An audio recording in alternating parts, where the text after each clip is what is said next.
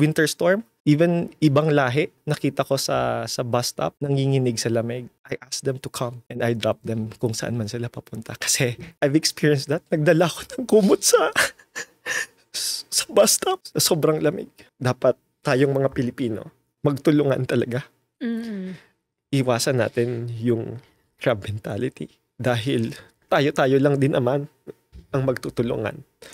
Ang na-notice ko sa crab mentality, how real it is outside of the Philippines. You really feel it. You see it. Yes. I've spoken to a few Filipinos who went through difficulties, and pag may bago, ang sinasabi nila dun sa bago is, yung mindset nila is, kailangan mahirapan ka rin. Yes, dapat pagdaanan mo kung anong pinagdaanan mo rin. Yes. Kung ano yung pinagdaanan ko. Maraming ganong mindset dito sa Canada, and I don't get it personally. Yes. Because we're there in a position to help them maybe get through that struggle already. Opo. May sari-sariling struggle naman ng mga tao. Kung gusto mo lang maghirap ng taong to, I'm sure meron na siyang paghihirap. Hindi mo na kailangan dagdagan yung paghihirap niya. Because you don't know what he's going through.